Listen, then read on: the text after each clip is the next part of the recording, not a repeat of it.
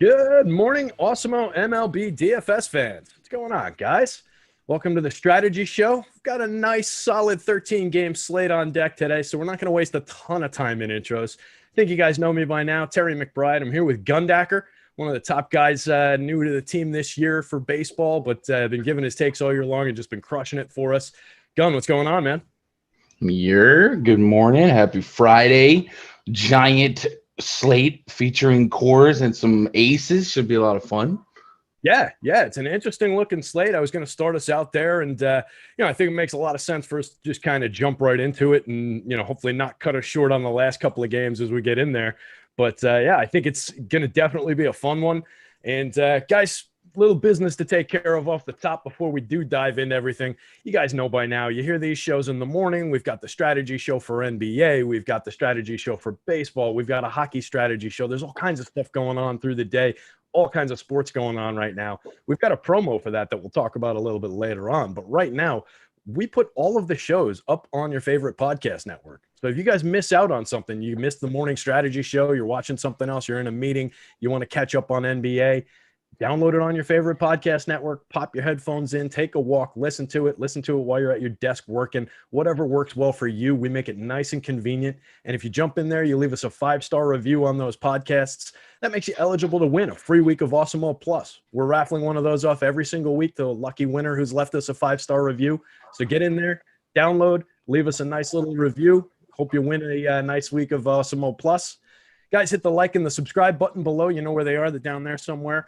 Hit the thumbs up for us. Subscribe to the channel. Gets you all the notifications every time we go live for all our different shows. We've got free main slate ownership on the site today for MLB. We've got free NBA projections for one of the last nights of the regular NBA season. NHL ownership, MMA fighter rankings. There's a lot of stuff going on, guys. Get in there. Check it out. Awesemo.com.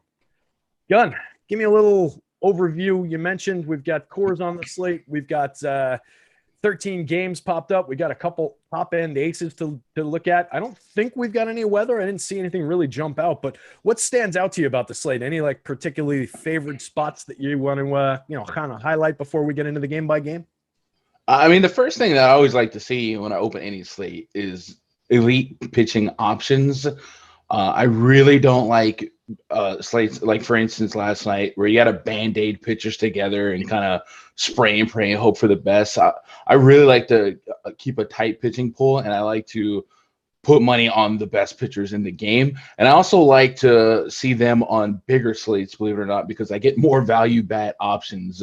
So that's something I do like to see. I used to not like big slates like this. But for small entry and single entry, I end up preferring slates like this. So I do like to see a couple aces there. Got a couple interleague games. Mets picking up a DH at Tampa, but hey, it's Tyler Glass now. Good luck. Cubs picking up a DH at Detroit. So a bunch of interleague stuff that should be fun. And Mike Trout in Fenway, also fun. So plenty of spots to land and big slate, and we don't have to play weatherman like this. This is great, especially for if somebody's watching and NBA today is going to be an absolute circus when it comes to predicting who plays, who doesn't. This could be a good starter slate for you to jump into and not have to be hit with weather concerns. Yeah. You don't want to have to sit here and speculate on the weather. You don't have to sit here and speculate on who's going to be in, who's going to be out for basketball. You can just kind of dive into this slate. So definitely more appealing like that. Hopefully we'll have some nice lineups early in the day and we can sit here and just kind of build away through the afternoon. So excellent. I think that's a good quick overview on what we got going on. I agree, by the way. It's a fun slate in terms of the aces that we've got, and I do like being able to spread out a little bit with those aces like you're talking about too. Get down to some of the teams that nobody's rostering, and it just helps with the feel of things. I don't like being on a pitcher when he's 35-40% owned by the field. You're not gaining any ground even if he connects. You're just kind of keeping pace, and then you still really got to rely on hitting the right bats anyway. So I'm with you. Diving into the game by game, we've got our Yanks coming out right off the top. Yanks away at Baltimore with Corey Kluber on the hill, facing Dean Kramer going for the Orioles. Yanks are favored 5.2 implied total for the Yanks, 3.91 for the Orioles. Let me ask you off the top, Gun. Are you a believer in the Corey Kluber reclamation? And are we going to him for DFS? So his xFIP in Sierra has not been great, and I watch the games and I see Coney and Paulie like just worship him. I'm just like, man, he's looking a little bit more luckier than I like to see. But he's still showing flashes of brilliance at times. So I want to believe in that. And when he was at his best, he had it took him about a month and a half to get that diesel engine going, and he's been out for years. So I do want to believe that he's going to be solid. I'm still a skeptic when it comes, and I said the same about Taillon yesterday, because Taillon was the beneficiary of some great defense in his previous start, and then he also the Tigers. So I do reserve the right to change my mind going forward, but like I'm not sold just yet. I do think he's been a little on the lucky side, and as well as I do, the Yankees have been struck by COVID in the last couple of days. This game, they're not going to have Glaber. They may not have Gio, and if they did, Gio would likely play short. And Luke Voit. So their infield could be relying on like DJ LeMahieu, Luke Voit, and maybe Miguel Andujar. So if Kluber's a ground ball guy that's going to rely on defense, he might have some different ranges of outcomes versus having the normal infield. So that's something I'm keeping an eye on. So long story or long answer, short answer is I'm not sold on Kluber, but I do see some hope. All right. Yeah, I'm with you. I might be even a little bit more pessimistic than that. I'm just not there yet. And it's kind of for all the reasons that you just mentioned. There's the luck factors underneath the if you start peeling back the covers a little bit are a little concerning. It looks like the sites haven't really bought in either. At least FanDuel, only 8,500 on FanDuel, 91 starting to get up there a little bit on DK. I think he'd be more on the board for me on the FanDuel slate where he's not getting much ownership. But I also don't totally love the matchup here. The Orioles are a little bit frisky. They're, it's a spot where you can rack up some strikeouts, certainly if he's going, but it's just not one for me where I think I'm going to take too many dart throws at it. And that's kind of what I'm seeing here in this game. Anything for you with Kramer? We've seen him make a couple good starts against the Yanks. Not that I get into any, pitcher versus team stuff, but just on that note, this is a kid who's got a high pedigree, one of their top end prospects. Has effective strikeout stuff when he's going. Is there any love for him? 5,400 on DK, 6,000 on FanDuel. Not front end for me. He does so far, like his righty platoon has not worked to his advantage this year, with just a 15% carry to righties. But last year that was 37%. So if there is some progression, the Yankees definitely can bake in some strikeouts, and they didn't put up a ton of runs in the Rays series, even though they did win that series. But on this slate, I probably don't land on Kramer early on. Yeah, I don't think it's a spot for me either. Concerning contact numbers, 12th percentile in hard hit rate so far this year, 2nd percentile average exit velo, second being bad. So just giving up a lot of concerning contact, and the strikeout rate's not there. Below average barrel rate. Some of that's a little bit circumstantial, a little bit noisy statistically. But I think with this heavy hitting Yankees team, even if they're missing guys like Gio Urshela, I don't think that really matters. You're still getting the big thumpers in there. So I'd be more inclined to go toward the Yankees bats here. Assuming you're getting some Yankee stacks in that spot, would you be getting to any Orioles coming back the other way against Kluber since you're not totally buying in? Nah, definitely young Yankee stacks, but not going to run after Orioles full stacks. I will obviously have like Trey Mancini, even Mount. There'll be a lot of guys that drop in as eligible one-offs, but I probably don't get to the full stack. I still respect the Yankees bullpen, and one of the beneficiaries of the last two games is Garrett Cole went 8 innings and then handed it off to Chapman, and yesterday was kind of a blowout. So they used like Justin Wilson, like not front end guys. So I do think front end guys would be available for this one if they had to get into that bullpen early. So not in love with the Orioles as a full stack upside wise, but definitely would have some of these bats in the player pool. Makes sense. If you like a Yankee, before we move on, you like a Yankee for a home run, who's it going to be? Against Kramer, I gotta go Judge. Judge has got a bunch of hits. He had 3 hits 2 games ago. So about time to get one out here in Camden. There we go. Love it. Moving on, we've got the Angels going into Fenway. Griff Canning on the hill for the Angels, taking on Nick Pivetta for the Red Sox. Sox slightly favored, -120 line, 499 home total for the Sox, 463 away total for the visiting Angels. You like either pitcher here, Gun? They're pitchers that I would get to on probably a smaller slate. I don't know if I need them on this slate. Not a great spot for either one of them. Are either one of them appealing for you? No. So usually Nick Pivetta is one of those guys that ends up a little overvalued by the field, and I can leverage the field, playing him as a mistake. But I don't think the field gets to him today because of the matchup, because of the other options on the slate. I do think in the future I want to play some Griffin Canning, but it's not going to be in Fenway against the Red Sox. I think his Sierra and xFIP is right now better than his ERA. It's not elite, but he's got really, really good swing and miss stuff. Over a 15% swing and strike rate so far. So I do think there's going to be upside potential in him. I think risk reward here is not enough for me to go there. 5,900 is really cheap. I mean, there's some bats on this slate that's going to be more than him, and I think he's more than a $5,900 pitcher talent wise. But I don't think I'd land there today because of the upside options. Every time I talk, my cat wants to say hi. He's singing to us, that's all. I'm surprised we're not hearing mine singing back from the other room, to be quite honest. So, looking at the price on Canning on DK, that's the appeal there for me. You mentioned he's cheaper than a lot of hitters. He's cheaper than 3 hitters in this game. So, there's that weird bent appeal, but I agree. It's not a great spot here against the Sox. They are middle of the league in terms of strikeout rate this year against righties, sitting 18th with a 24.1. But they're at one of the better teams hitting for power, 178 team ISO, creating runs 7% better than average in the split, 33 home runs against righties already this year, better than average. So, it's kind of more a stay away spot for me. You go into either of the bats, though, since they are, at least Canning on seems to have your respect as a pitcher. Pivetta, I agree, has gotten a little bit overhyped by the DFS community. Would you be taking out Angel shares against Pivetta because of that? And would you be grabbing any Sox going against Canning? Yeah, Angels in Fenway. That's amazing. Get Ohtani, Mike Trout, Jared Walsh.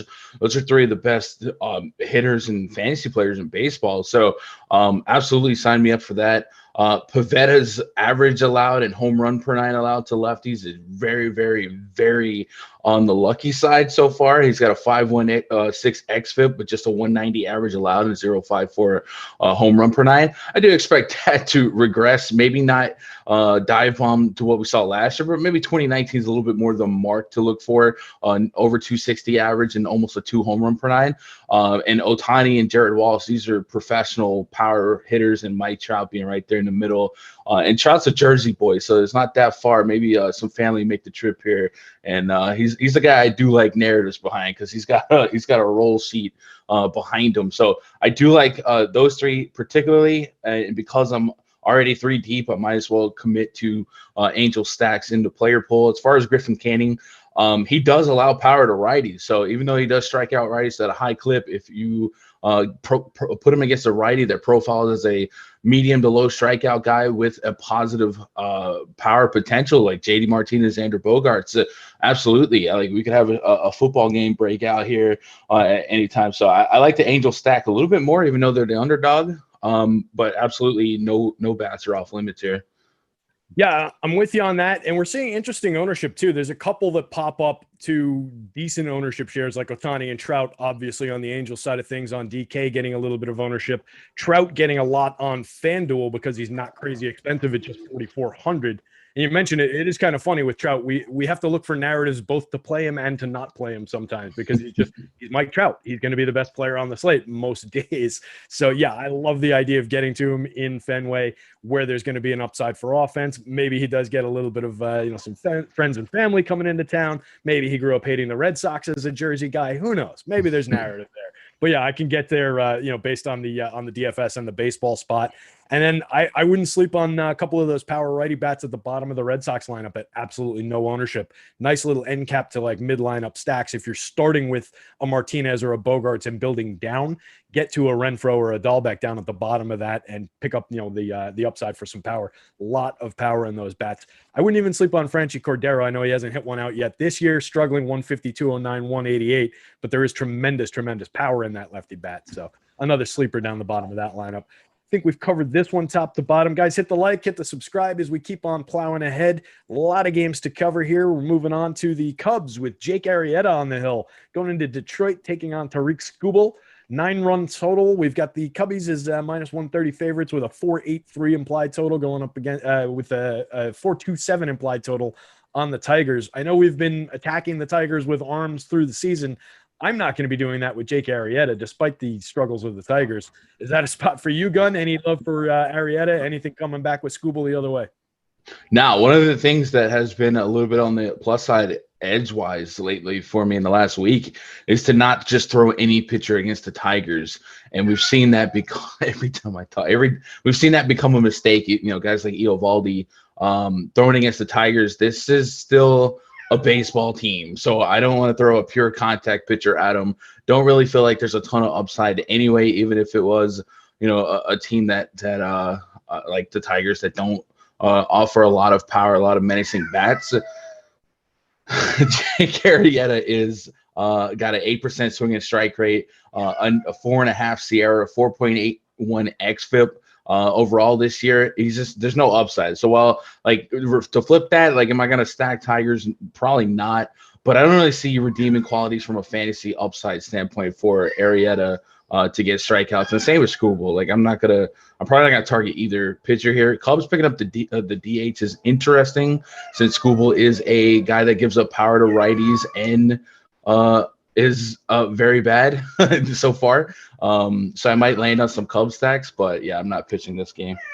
Yeah, and he's a kid with you know, maybe a little bit of prospect upside, but it's just not really there yet. We did see him 27.6% strikeout rate, 32 innings last year, but still a 4.81 xFIP, 1.22 WHIP. This year, only 20.8% strikeouts, 5.99 xFIP, 1.59 WHIP. Yeah, neither pitcher here for me. I would go back and forth probably right up until lock, or at least until we get that Tigers lineup in terms of whether I'm going to have even a few shares of that stack. I think it's interesting to throw bats at Jake Arrieta. There's just not much left in the pitcher. 44 innings last year, 16.8% strikeout rate, back up to 20.7 this year, but still below average. I think he's gettable, but I do really like the idea of getting to the Cubs plus the DH as the away team in an American League Park, going up against kind of a weakish pitcher right now. That makes a lot of sense. Are there any favorite bats for you going through that Cubs lineup? The projected lineup isn't like the greatest looking Cubs lineup in the world, but we do get the usual top part of it. Are there any guys, let's say, after Javi Baez, after the four obvious guys up top, that you'd be interested in? Maybe David Bote, as he has a high hard contact rate against lefties, but he also strikes out a bit. So if you can grab some of these power guys that you can neutralize their K rates with because of Scooble's inability to strike out righties, probably that guy to tag in. But Baez, Bryant, and Wilson Contreras, a potential leadoff catcher here on the road, is a really good opportunity. So yeah, I think the obvious guys are obvious, but I'd probably throw in Bote if he's going to bat sixth-ish like the projected lineup says. Yeah, and one I'm definitely keeping my eye on through the day, just looking at the ownership we've got on them right now. Nice, favorable, low ownership on both sides. So one to keep in mind, guys, as you're going through your day and through your process, considering what teams to get to. Taking a look at the boards, we've got the Mets going into Tampa, another team picking up the DH going into an American League Park. You mentioned they're going to be taking on Tyler Glasnow, though, so the extra hitter might not matter. They could add a couple hitters, and it probably wouldn't matter. Mets have a 2.96 implied total in this one. Rays heavily favored, 3.62 implied total. Mets have David Peterson on the hill. I assume we're going to be looking at some Glasnow here. Any love for David Peterson on the other side of it, or are we talking about bats from the Rays as well? I think Peterson is justifiable. He's another guy that his ERA is well above his Sierra and xFIP, so positive regression, progression should come his way, and the BABIP Lord should look down on him in favor soon. A 12.1% swing and strike rate. The Rays do offer a lot of strikeout potential to both sides of the plate, especially against lefties. Michael King yesterday came in out of the bullpen, had like 5 strikeouts in like 2 or 3 innings. And we've seen the starters go ham. So this Rays team is looking a lot different than what they have been in the last couple of years. Strikeout-wise, Arozarena sitting at 25%, Meadows almost 32%, Broso 27%, Zunino 34%, Adames 31%. When you have 4 guys in your lineup with a 30+% K rate against the handedness pitcher you've seen today, like there's certainly potential, especially putting him in a pitcher's park like Tropicana. So at 7.4, could I get a cheap shot at 20 DKP? I think it's possible. we don't. Sometimes the added DH can also benefit the pitcher against a lineup like this because you don't have that need for strategy to take him out to get his bat. He just went 55 pitches last start. Arizona's a little bit scrappier against lefties than this Rays team projects, but we've seen a little bit more upside. The start prior against Philadelphia, another respectable team, he 88 pitches, 20 DKP, 8 strikeouts. So that's kind of some of the potential he could flirt with. And like I said, his numbers say he's much better than that ERA. And I don't even hate the idea of putting him and Glasnow in the same lineup and, maybe trying to throw a blanket over the win and hopefully get, maybe 50 combined pitching points on DraftKings. Yeah, that's an interesting approach, taking both pitchers from this game, locking in a win instead of hunting for it across the entire slate. And then you're getting a decent value pitcher here. I think I agree with everything you said about Peterson, by the way. Pitching better than the back of the baseball card numbers indicate.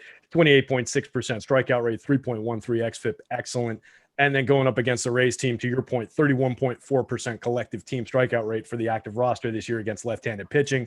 Also struggling to create runs, 11% worse than average creating runs against lefties, only a 144 team ISO as well. So, yeah, when you've got guys striking out that heavily and not hitting a ton of home runs for you, it's going to hurt your offense.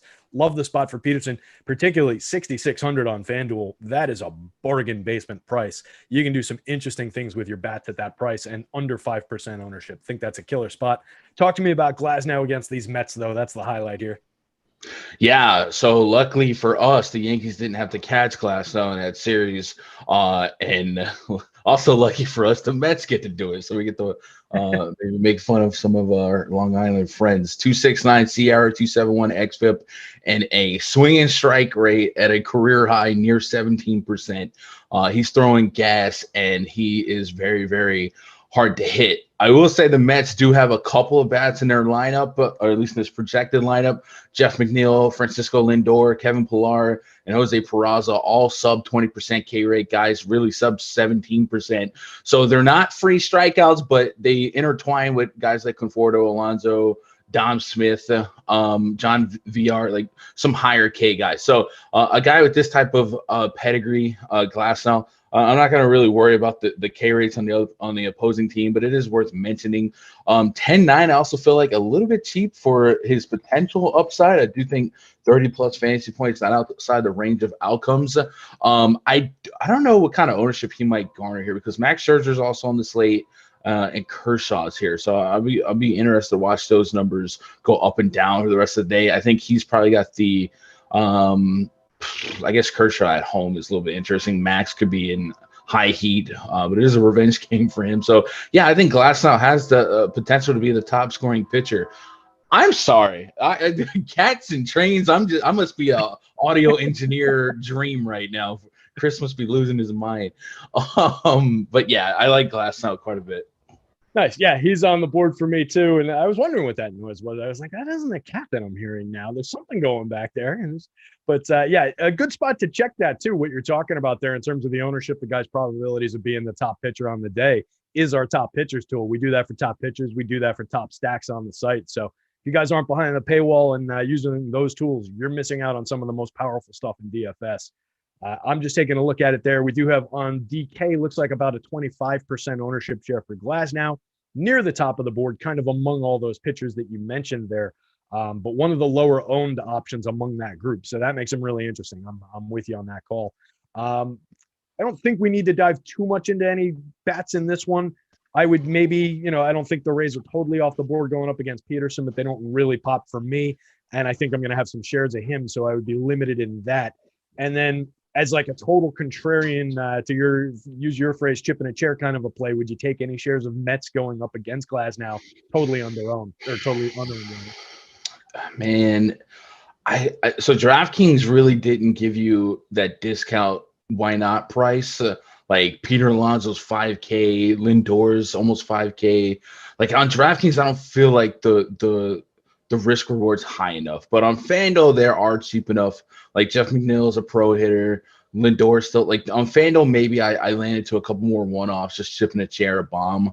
Obviously no stacks, but yeah, the pricing difference or at least the pricing on DK is probably going to keep me almost fully away from the Mets. Yeah, and I think, something that you run into there too, if you're hunting for a one-off in there, a lot of the hitters that you would naturally want to get to, the Confortos, the Alonsos of the world, are the guys that are probably going to be striking out more heavily. You're not going to a Jeff McNeil as a one-off all that frequently. So, yeah, I'm with you on that. Moving on, last game of the first part of the show here, we've got the Phillies with Vince Velasquez on the hill against the Blue Jays, still in Florida, with Steven Matz on the hill. 4.56 implied total for the Phils, 5.56 implied total for the Blue Jays. Nice heavy total on this one. Coors Field East kind of a game. What are you liking in this one? Are you willing to go to either pitcher in this Little League park?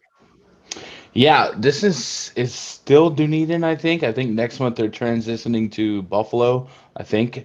So, yeah, I think this is I've been waiting for a slate where we could see Coors be the chalk, and then this park is on the slate, and then maybe we can land here. Absolutely fired up offensively, both sides. Blue Jays at almost a 6-run total. Phillies will probably push 5 as the day progresses.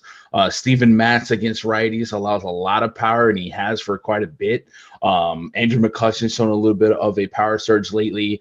Rhys Hoskins, he's going to project extremely well, slugging 600 in the last 2 years against lefties with nearly a 50% hard contact and a sub 20% K rate. So I like this quite a bit on both sides. I won't have any exposure to either starting pitcher, and there's not many bats you could read off here that I wouldn't have. It's just a really, really good spot for both offenses. Blue Jays are very expensive, right? 54 for Semien, 54 for Bichette, 57 for Vladdy. But outside of those three, it does dip a little bit on DK. Everyone else is 4K or less. And then on the Philly side, only Bryce Harper has the big price treatment at 5K. So I would almost say that there's some value in the Phillies at 4K, considering the park. And then I love Hoskins. So I would probably be willing to, if Hoskins was over 5K, like if he was $5,100, $1,000 more, I'd probably still really like him. So I do think I get some value matchup and environment wise for the Phillies. So sign me up for all the bats, red line the pitchers. Yeah, totally with you. I wouldn't roster either pitcher. I don't like either of these pitchers to begin with in other parks. And yeah, playing in a minor league stadium in Florida in these conditions, absolutely a bat's spot for me. I agree. The pricing is interesting and the ownership is interesting on DK for the Phillies. And yeah, I think if Hoskins, if he was $1,000 more expensive, would actually be more interesting, because I think we'd see him around that 7% ownership that we're getting on Harper, and then they'd just be super sneaky. But I think there's a few spots through this lineup on both sites that you can get to at fairly low ownership to put the stack together in pretty creative ways. Really, really like what they're doing there. And then, yeah, the back half of that Blue Jays lineup on both sites really is too cheap. Teoscar Hernandez is more than a $3,800 player on DraftKings. He's getting a lot of ownership for that price tag, but you get a ton of power out of Randall Grichuk for only $4,000, Kevin Biggio at $3,400, Lourdes Gurriel's cheap, Rowdy Tellez is cheap. I mean, there's a lot of pricing to like there. They're drawing more ownership on the Fanduel slate because of even more discounted salaries back there. But then you get guys like Vladdy and guys like Grichuk who are getting under-owned on the Fanduel slate. So another team, both sides of this one, I think it's an interesting one to put together. The public might be a little bit behind the curve. So great-looking spot there. Another great-looking spot that we've got coming up is all of DFS right now. We've got baseball going on. We've got basketball playoffs. We've got hockey playoffs going on. We've got MMA going on. We've got, I think golf is going on. I don't even know, but there's a whole lot of stuff going on. So much that I can't even keep track, guys. And we're covering all of it. The reason I'm bringing this up is that's kind of like, thinking about like the 1840s in California, or like the dot-com bubble of the early 2000s, or like the NFT bubble of January with Top Shots this year. We've got gold rushes all the time. So we got a DFS gold rush going on right now. And Awesemo put together a little Platinum Plus promo code for you guys. So what you can do, you can use the promo code GOLDRUSH, GOLDRUSH, all caps, and you receive 25% off your first, let's see, I think it's a month. I don't think it says it in here, but I think it's a month. 25% off something of Platinum. It is a month. Chris chimed in for me there. First month, you get 25% off your first month if you use that promo code. Valid through May 20th. Stop guessing. Start winning. Join Awesemo Plus today, guys. Moving on. The Braves with Drew Smyly on the hill, taking on the Brewers with Adrian Hauser. 8-run total in this one, lower total than that last game that we had with all the offense. 3.85 implied total for the Braves, 4.25 for the Brewers. Gun, we going to either one of these pitchers? No. Smiley's somewhat intriguing just because the Brewers have been bad, but I don't think there's a reason for me to get there today. So I probably won't land on these pitchers. I'm probably going to just stick with the really, really good pitchers. I would make a case for Hauser, but it's not needed at 7.5% swinging strike rate. Braves are still pretty talented. It's another game that could be a solid offensive spot. The Braves run total feels a little low. Maybe that's them thinking Acuna is closer to out than in. I see as a Q tag near him. But at 3.7, like that's chipping a chair for this team. Acuna, Freeman, Ozuna, Albies, like those four alone, I would probably put a flat 4 in Miller Park or American Family Park. Because Hauser's not a shutdown guy in terms of his numbers to lefties. 300 plus average allowed the last 2 years, low K rate. His strikeout numbers do spike against righties, 25.6% this year, but still allows some power. And the swing and strike rate says that maybe he's overperforming on those K numbers. So I like the Braves over if Acuna's in. And I'm probably not going to dabble with these pitchers much. And I talked about it before we went live. For some reason, Adrian Hauser is at the top of my bomb detector. It's because he only has like 5 or 6 at-bats against lefties and has 2 bombs. And Smyly does allow a lot of power to righties. So if Hauser homers today, I'm just going to never doubt my model ever again. So lock him in as a bat, but not an arm. I like it. So yeah, this one for me, I'm not really dabbling with either pitcher here. I think you're just getting the 2 kind of mediocre pitchers at medium range prices that we don't really need. If I was to go to one, I might fall more on the Smyly side. I believe a little bit in the talent, and I believe in the strikeouts available for him here. But I just don't think we need to go there despite the pricing or anything. So yeah, for me, that's a no-go. I am interested in some Braves bats as well, though. Totally low ownership. And I agree that total looks a little bit off, probably related to Acuna. We saw him limp off the field yesterday, and questionable tonight. So we'll see. Keep an eye on that lineup, guys. But yeah, that could be an interesting spot if he does play. I think we've said everything we need to say about that game. Moving on, another one that we probably can fly through fairly quickly. We've got the Texas Rangers going into Houston, interstate rivalry game there with Wes Benjamin on the hill, taking on the ageless or the aging. I'm not even sure which. Zach Greinke. Astros massive favorites, minus 223, 548 implied total for the Astros, 364 for the Rangers. I assume we're not going to Wes Benjamin. I assume we're going to Astros bats pretty heavily here. Any love for Zach Greinke on the hill, or is this just all about the bats on this one? I've kind of given up on Greinke. I haven't landed on him much this year. And that really hasn't been a regret of mine. Single-digit fantasy points in 3 of his last 3 games, but the Rangers can maybe shock us and let Greinke have a decent K game, a bunch of high strikeout numbers here against righties. But Greinke's dipped to single-digit swing and strike rate numbers, and against righties for 2 years now, it's been sitting under 17% K rate with a near 300 average allowed and some power allowed. Some of the better Rangers bats are lefties, and Greinke does seem to limit lefties a little bit better. But at 9,500, there's really not a reason for me to get there today with some of the upper echelon guys. Like I'd really like if Greinke and David Peterson were the same price. I would probably pick Peterson. Like his numbers just are, you take the names out, his numbers are just better. So I probably don't land on Greinke, especially on DraftKings. And yeah, Wes Benjamin is, I think that's probably going to be closer to a bullpen game than anything. Astros bats, sure. They could pop the roof open in Minute Maid. And this has been a pretty good offense, especially lately, the Astros. So yeah, Astros bats, no pitching for me, and maybe a power bat against Greinke here and there. Adolis Garcia would probably be the guy I'd pick out of the hat there. 3,300 on Fanduel, 3,200 on DK. Really strong numbers against righties. 40.6% hard contact rate, slugging nearly 600. High K rate, but we might be able to neutralize that going against Greinke. Yeah, and I tell you what, nobody going to that team at all on DK, and they're not expensive. All of their good hitters are under 4K. So yeah, taking out a few shares against aging and not who he used to be, kind of a Zach Greinke, 18% strikeout rate this year. Yeah, not a lot there.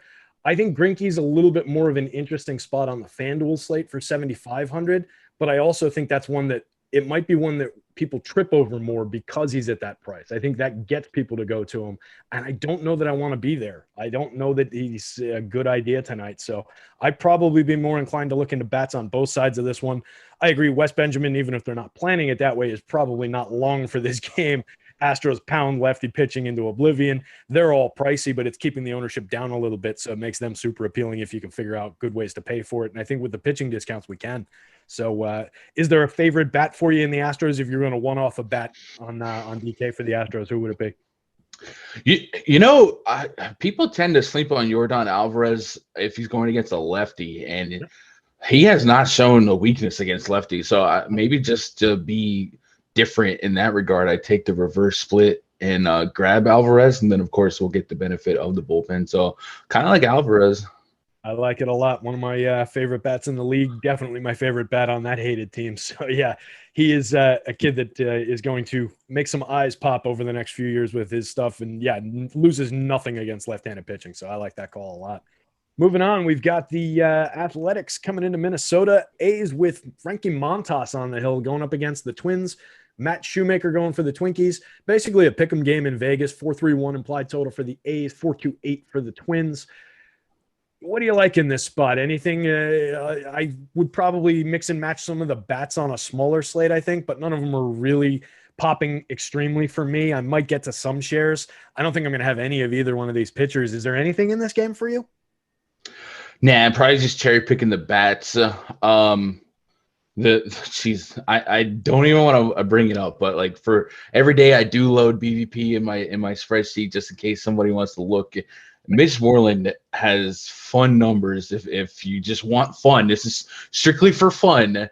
Stick my fingers in my ears while you talk about this. All right, he has 5 homers and 14 at bats on 7 hits. So a little bit of short sample success there for Mitch Moreland.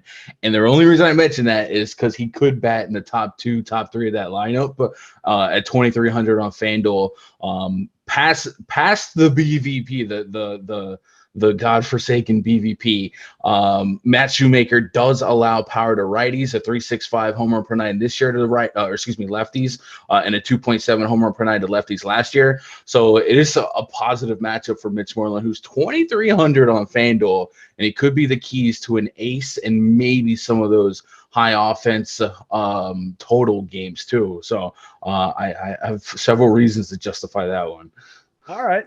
I'll go more I like Mitch Moreland against a nameless, weak right-handed pitcher situation, whether it's Matt Shoemaker or not. But, yeah, ultimately I am with you on that call. Looking at Moreland's splits, a 211 career ISO against right-handed pitching compared to a 138 against left-handed pitching. So definitely on the right side of his splits and at a great price. I like that a lot. And I like getting to this A's stack when I can. I do like Matt Olson. We've talked about him a ton. There's just some bats in that lineup that I like, and they're never really overly priced, and sometimes they're sneaky unpopular, which they kind of are here today. Any love for the Twins going the other way, going against Frankie Montas, who's kind of struggled this year? A little, not a ton, because like 5K for Donaldson Polanco, and Nelson Cruz. Nelly Cruz, chipping a chair him for a big swing, but he's one of the more limited big swing, like 5K guys, meaning that he basically has to homer to give you fantasy value. It's not like an Acuna or someone else who might steal a bag. He's a little bit slow, so even doubles have to be big boy doubles. So I think price wise, I don't feel like I'm getting a great value from the core of this projected lineup. But so just some cherry picks here, but I think my money's going to be more invested at that range in some of these aforementioned and foreshadow stacks that we're going to be talking about with bigger run totals. True or false? Nelson Cruz has one year where he stole 20 bases in his career. I'm going to go with true. Also, hey, Albert Pujols had a stolen base this 2009. season. So 2009. Last time Nelson stole even one base was 2018, though, for Seattle. Definitely not rostering Nelson Cruz for his legs. But yeah, if you're looking for a one-off, that's a good one. Under 1% owned, so you can always get to Nelson there. Let's see what else we've got on deck here. That was the last game of this part of the show, guys. So that means we've got another plug coming.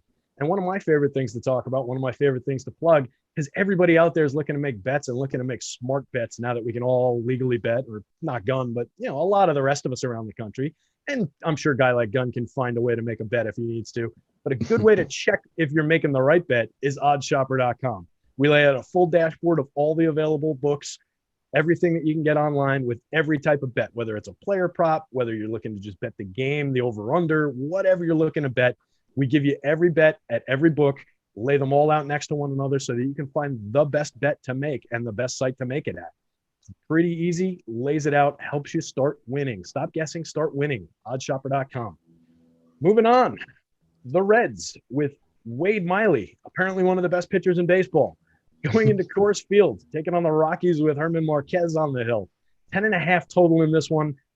Relatively close in Vegas. 5.22 implied total for the Reds, 5.39 for the Rockies.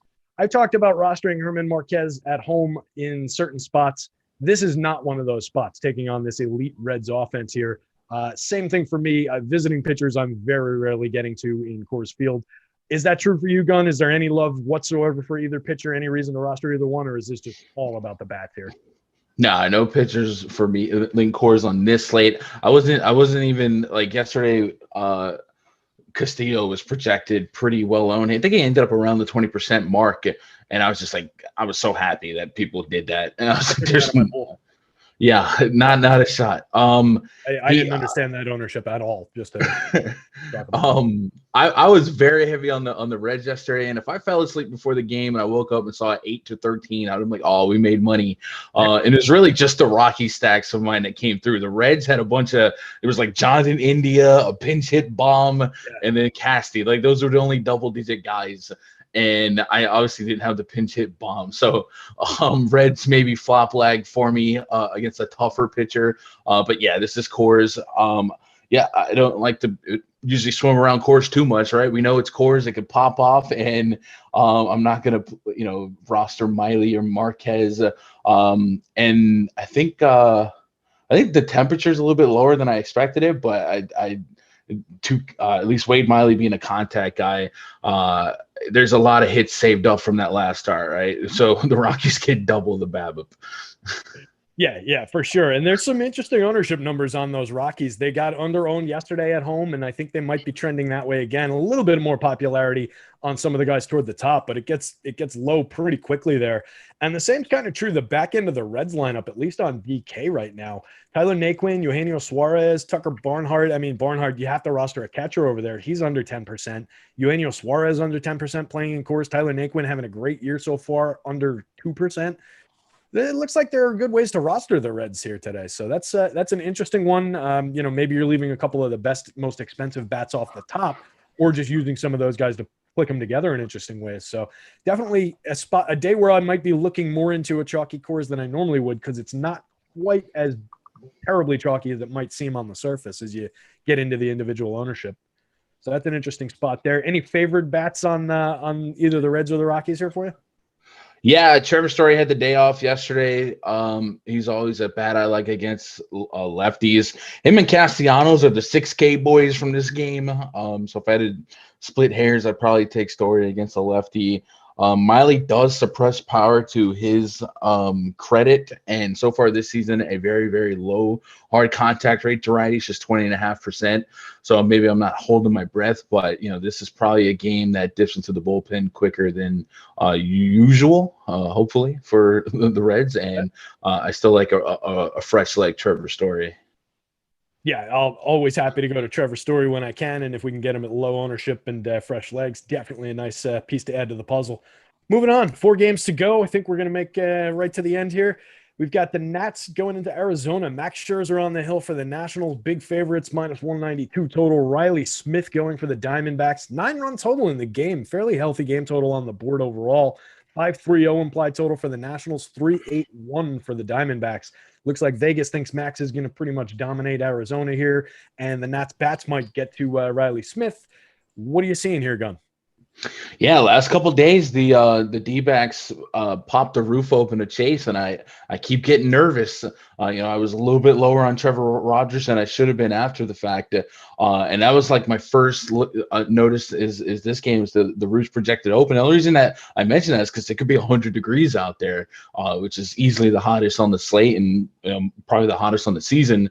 But Max is Max, and Max did get a cup of coffee in Arizona, so it'd be fun to see him. I'm sure Randy Johnson will be there watching. He's probably a little too cheap on DraftKings considering what his upside is, right? 30 plus fantasy points, very, very much so in the range of outcomes for him. The D-backs a little bit scrappier in terms of overall K rate, but still enough where everyone's sitting about 20% in the last 2 years against righties that Max can elevate with his 16 plus percent swinging strike rate and his ridiculous K number. So sign me up for some Mad Max. He does leak homers, obviously, so maybe I do one off some power bats if I'm chopping that night slate in half or something like that. Maybe a Peralta, Escobar, somebody like that. But yeah, give me some Max exposure. I probably have I'm kind of, where are you going to be at Max versus Glass now? Like, which one do you think you're going to have more of? I was actually just looking at that, and I was going to ask you the similar kind of question because on FanDuel, Max is 12.5. Glasnow's 10.5. That's a $2,000 difference. Kershaw is 11, so that's a $1,500 difference. I'm curious as to where that's going to fall for me ultimately. It's probably going to just ride on the public ownership. Like whichever one's the highest public ownership, I might push down the board a little bit more and pull the other two up and just figure good ways to get to them in builds and, just try and work with them all as if they were around the same salary, even though they're not, which is kind of a weird way to explain it. But I think I would probably, just based on my board right now, probably lean more toward Kershaw and Glasnow than Max. But I do love Max here. Yeah, and same for me. And then we add in what the lineup when the lineups start getting confirmed. Just start grading the matchup that way. You might get some surprises on a Friday. Yep, absolutely. Yeah, definitely a good way to look at it. Anything for the Nationals bats before we move on from this one? Riley Smith, his xFIP Sierra. He's a very, very contact-heavy pitcher. 6% swinging strike rate so far this year. Last year, 11 innings, he only had 2.3% swinging strike rate. So he's going to be a contact guy. So all of the Nats are in play, especially if you're going to give him that weather. Trey Turner, Juan Soto are the first two bats that kind of stick out to me. And then Riley Smith's probably a bullpen guy. Is 50, 70. He hasn't thrown more than, I guess he hit 90 in his first pitch. So, yeah, I probably 5 innings is probably what I would expect from Riley. And then we dip into the pen if Riley didn't get hit out of the game. So I definitely do like the Nats. And I think considering the park, we talked about a lot of pivots to like Coors being overpriced. Outside of Soto and Turner, the rest of this Nats team's kind of cheap if you want to shuffle the Nationals cards together. Kyle Schwarber, a high K but high power guy against a contact pitcher, just daring him to make contact is dangerous. Josh Bell, the same thing. Could be a get right spot for those guys. So maybe the Nats stack are sneaky if the roof stays open and the temps still chill around 100. Yeah, for sure. One to watch on the board. Definitely interesting. That one of the higher totals on the board actually as well. Second highest total, third highest total on the overall board. So definitely an interesting spot. Another interesting spot is the aforementioned Clay Kershaw taking on the visiting Marlins. Marlins coming into town with Sandy Alcantara on the hill. Dodgers countering with Clay Kershaw. 6.5 implied total, lowest total on the board. Dodgers minus 211 favorites. A 2.68 implied total for the Marlins. A 3.91 for the Dodgers. I assume we're going to have some Clay Kershaw here taking on the weak Marlins lineup. Are we going to Dodgers bats the other way against Sandy Alcantara? Are you going to have any Sandy Alcantara? Talk to me about that part of it.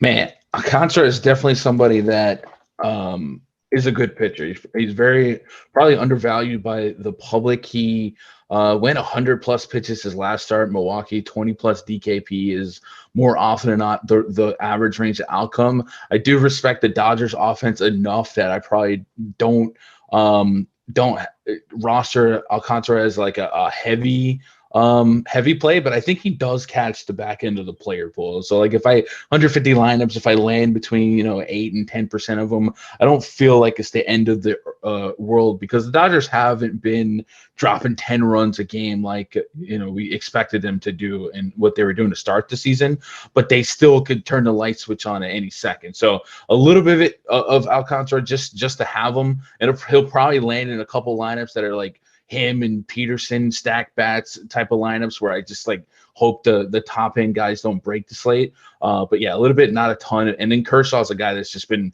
somehow his best look in over 3 seasons now, almost a 15.5+% swing and strike rate. xFIP's pristine, Sierra's pristine, and the ERA is somehow even better. Home cooking here against the Marlins team that this projected lineup all sitting at all but 3 of them really at a 1 in 4 K potential against lefties on this projected lineup, and a 2.6 implied run total. I mean, that's as low as it comes. Yeah. Excellent spot for Kershaw. I'll be firing away with both barrels as much as I can. That public ownership, it could get to concerning levels, but right now on FanDuel, at least only 11.5%. I think the field is probably a little underweight on Clay Kershaw on the blue site right now. So definitely a spot I'm excited to dig into later in the day.